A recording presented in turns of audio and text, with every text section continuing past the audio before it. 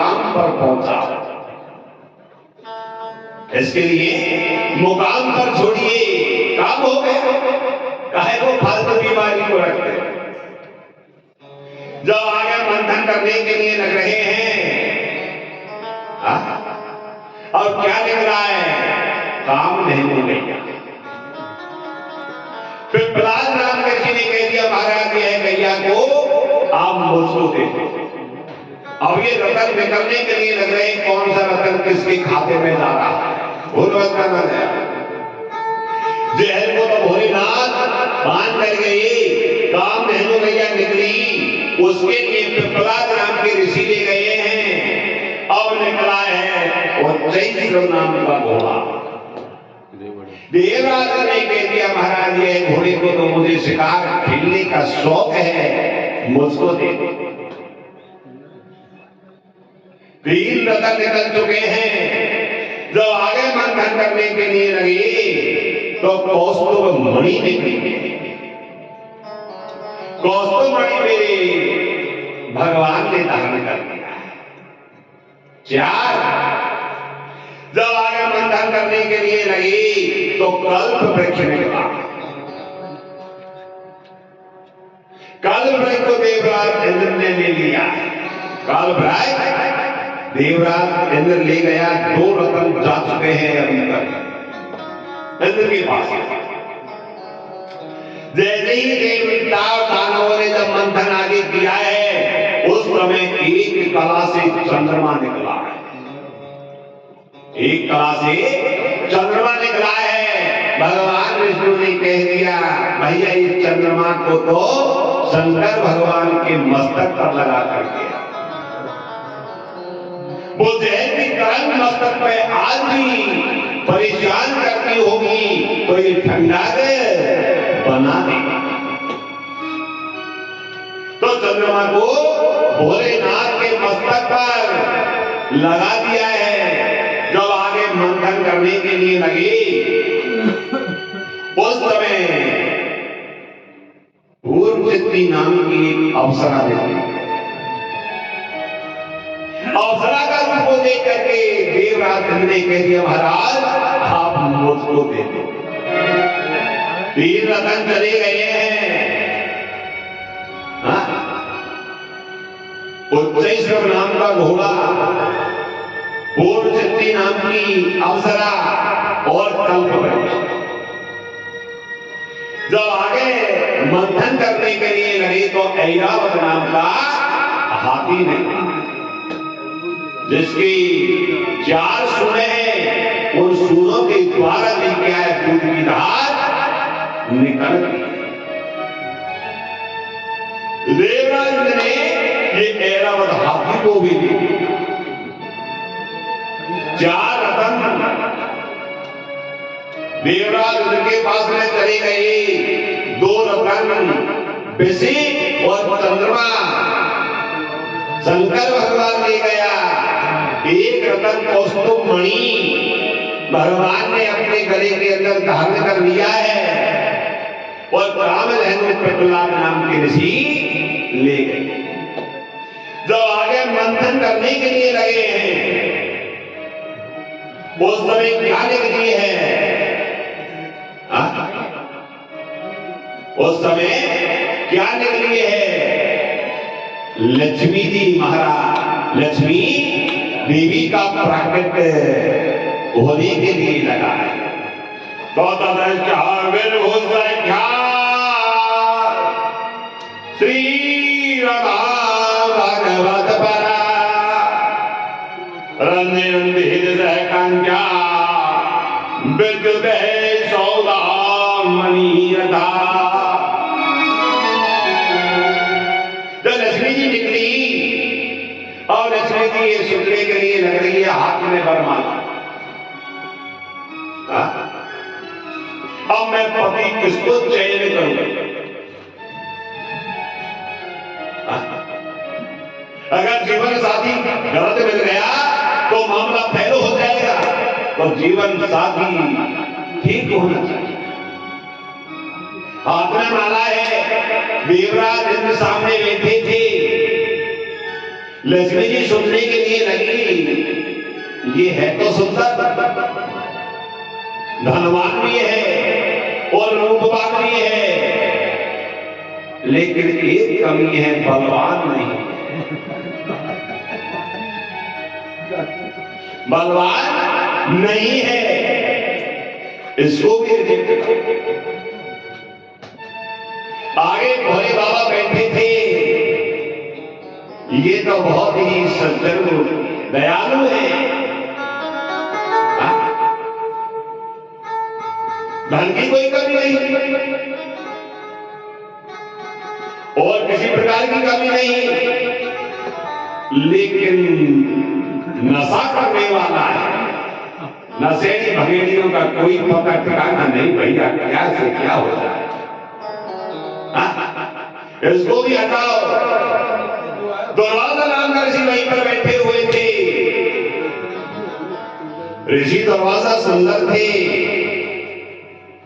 तपेश्वरी थे, लेकिन उसमें भी कमी है। कौन सी? क्रोध ही है। तो क्रोधी पति भी नहीं चाहिए जो सारे दिन अपनी पत्नी से लड़ता रहे। क्या कहेंगे? क्या कहेगी? तो उसको भी हटाओ। ये क्रोधी आदमी हमको नहीं चाहिए, सात्विक प्रवृत्ति वाला चाहिए। क्रोधी आदमी का क्या पता कमजोरी क्या है।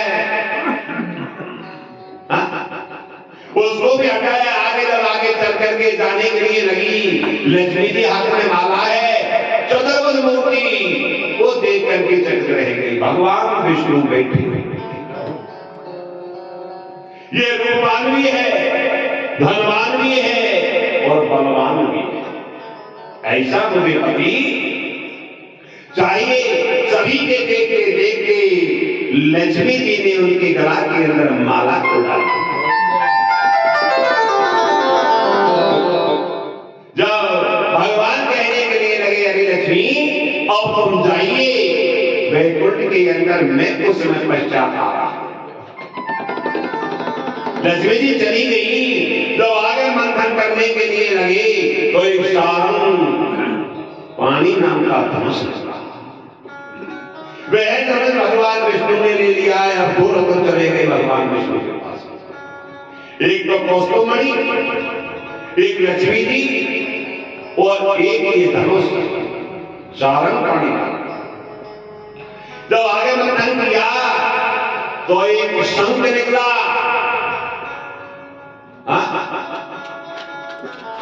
अब शंख को भी मेरे प्रभु ने ले लिया। चार देवराज उधर ले गया, दो शंकर भगवान ले गए और एक पिपलाद नाम के ऋषि ले गए। जब आगे मंथन करने के लिए लगे तो वैजयंती नाम की माला निकली। वैजयंती नाम की माला को मेरे प्रभु ने धारण कर लिया है। अब राक्षस नाराज हो गए। जो सामान्य करने के लिए लग रहा है भैया, यही का राज है, यही का शासन है। मेहनत हम बरोबर से करने के लिए लग रहे हैं और ये सब रत्नों को बांटने के लिए लग रहे हैं। हमारे पास कोई भी रत्न नहीं आया, एक भी रत्न नहीं आया है। अब मंथन करना छोड़। देवराज ने कह दिया भगवान विष्णु से, महाराज के राक्षस मंथन करने से मना करने के लिए लग रहे हैं कि क्यों? कि जो भी रत्न निकला है वो अपने ही ले रहे हैं, उनको एक भी रत्न नहीं दिया, ऐसी नाराजगी हो गई। जब भगवान बेरोचन से कहने के लिए लगे, देख भैया बेरोचन, अगला जो रत्न निकलेगा उसको आप हटाए, चाहे अमृत ही क्यों नहीं निकले, चाहे अमृत ही निकल जाएगा, लेकिन आप ले जाना, कोई चिंता मत। ये गलती हमसे हो गई, हम बंटवारा करने के लिए लगे हैं, तुमसे पूछा कर दी। अगला सामान है आपका। जब मंथन किया है तो क्या निकलने के लिए लगा है? यथासीत है वाल्मी देवी कन्यावान कमल लोचना ऐश्वराज मोर हस्ताम वही हरि रघुमती क्या निकला है? सोने की कलश के अंदर 12वीं देवी यानी शराब। जैसी निकला है निकली, अब भगवान ने कह दिया भैया इसको दूर लेना, इसको यहां पर रखो, अब ले जाएंगे और आपने क्या बंटवारा कर लो, किसको देना। जैसे ही उसको खोला उसके अंदर निकली शराब। अब ये क्या है, जब शराब निकली है और राक्षस तो पहले से थी, अब इसको पान करने से और राक्षस हो गए। इसका पान करने से और राक्षस हो गए हैं। और जो व्यक्ति इनका पान करता है वो राक्षस की श्रेणी में आता है। भगवान इनसे दूर रहे। जो व्यक्ति इसका पान करता है शराब का, वो राक्षस योनि में आते हैं, एक बात। और दूसरा, जो व्यक्ति का पान करता है तो उनके हाथों से ये पितृश्वर भोग नहीं लेते, वो नहीं लेते हैं। ऐसे राक्षसों के हाथ से देवता भोग की मना कर देते हैं, अब वे भूखे रहते हैं।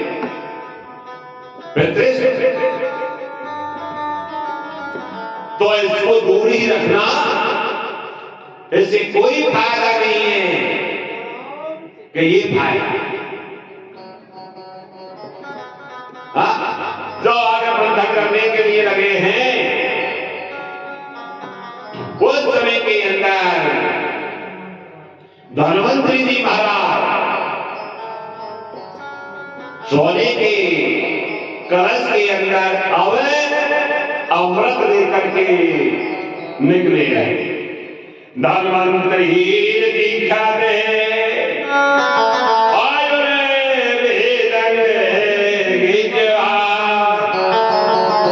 तमालो क्या कल संचार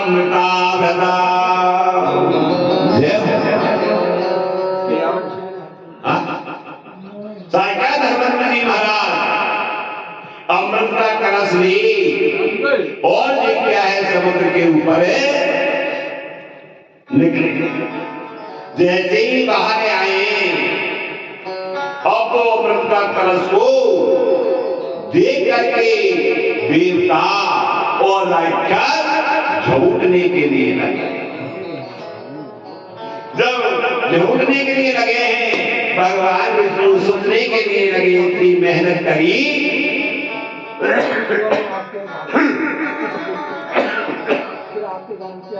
और ये फालतू में नहीं चली जाए। सभी के देखते मेरे प्रभु ने मोहनी का रूप धारण कर लिया है। तो आंख रहे बहुत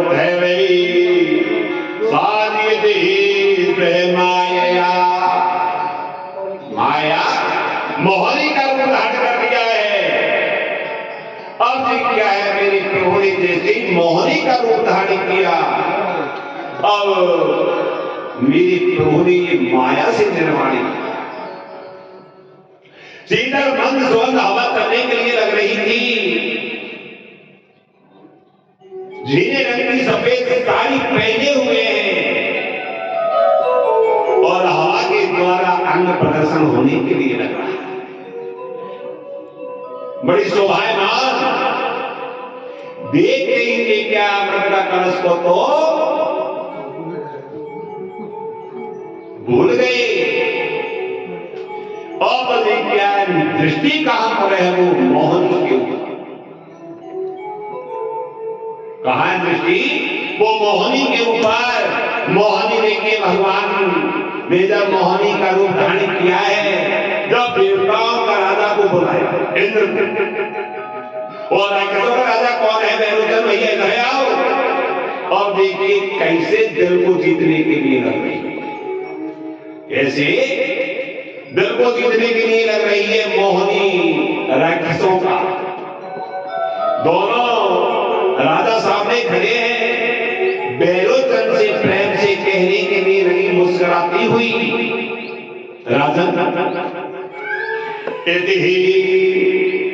स्वाना प्रत्येक धनवही नहीं आजाद बंदरा दोलना प्रविधान राजन गृहीते कर सामहो। अरे राजन बेरोजन, ये दोबला पतला है ना, यह ऊपर ऊपर से जो पतला है अपराध, मैं ये देवताओं को तला देती हूं, और जो नीचे गाड़ा रहेगा ना, मैं आपको पिला दूंगा। तुम्हारे ऊपर मेरा जी बहुत है, अगर ये बात पे आपको विश्वास है तो हाँ करो, और नहीं विश्वास है तो ये अमृता का रसना जैसे ही दिया तुरंत पकड़ लिया, कैद कर दिया, क्या पता राय कैसा नहीं करके भाग जाएगा, कोई पता नहीं। अगर राजा तेरे लिए विश्वास है बेरोजगार, ये पतला पतला तो ऊपर वाला है, इसको देवताओं को पिला देती हूं। अगर विश्वास नहीं है तो ये अमृत रस। जैसे ही दिया, बेरोजन ने कह दिया ठीक है देवी, मुझे मंजूर है। जब मंजूर कह दिया, उस समय के अंदर एक राक्षस विशेष कहने के लिए लगा, कभी स्त्री जाति का विश्वास मत करो, ये जाति का धोखाबाज है, इसका विश्वास मत करना। छह चीजों का कभी विश्वास नहीं करना चाहिए। और आगे तो आगे नारी लपते और नीचे जाते हथियार, रही मन इन्हीं संभाली और फिर कहने लागे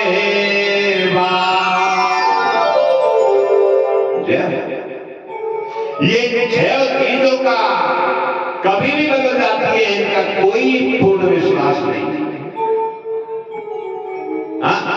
ये घोड़ा खूब चलने वाला है, जब दबाव में आ जाता है तो बदल जाता है।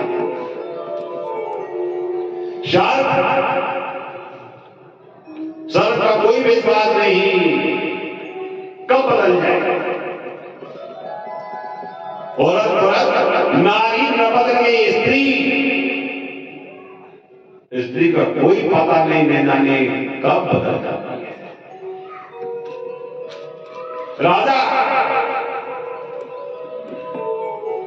राजा का कोई विश्वास नहीं है, कब ज्ञान को बदल देता है।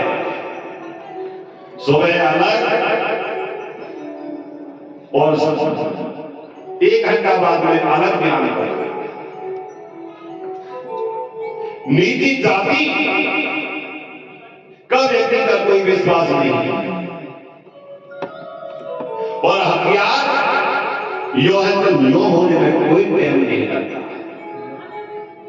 जब एक राक्षस पीछे से कहने के लिए लगा बेरोजन महाराज, तो और आगे तो लगे नारी नपत और नीचे जाते हथियार, और रही मने संभालिए, तो फिर तन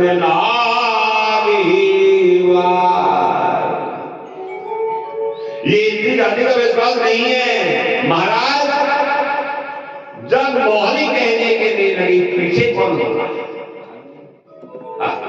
भैया जरा जब बैरोचन ने कह दिया भाई तुम तो बैठे रहो, न्याय हम कर रहे हैं,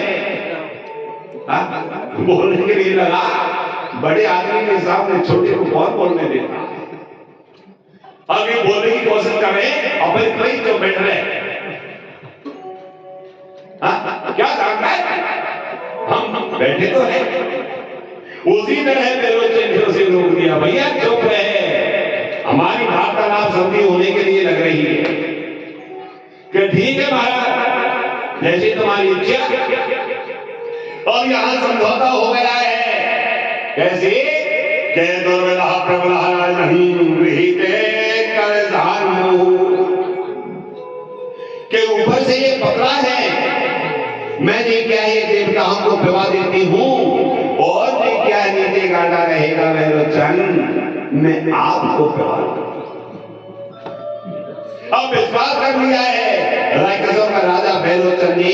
जब विश्वास किया तो कह दिया मोहिनी ने, अब तुम चुप बैठे हो। देवताओं से कह दिया ये पंडित लगा लो, और देवता कहते हैं 33 करोड़।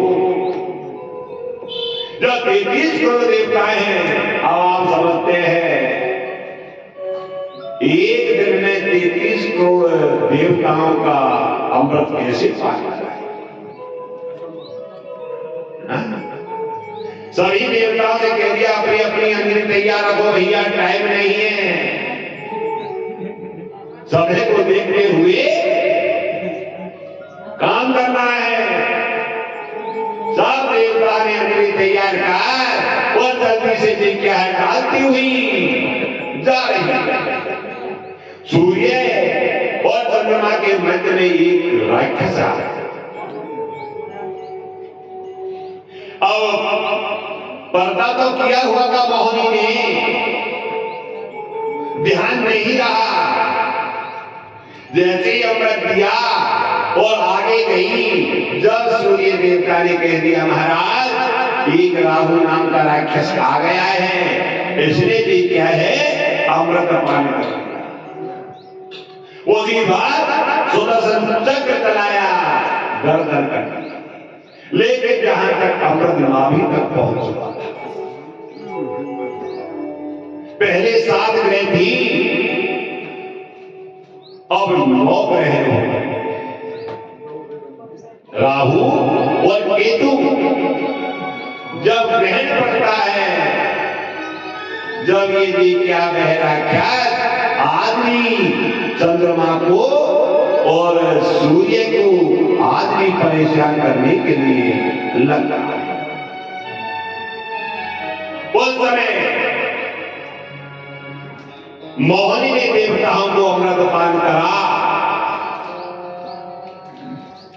और क्या कलश को तो आकाश मार्ग के अंदर फेंक दिया और सभी के देखते देखते अंतर ध्यान हो।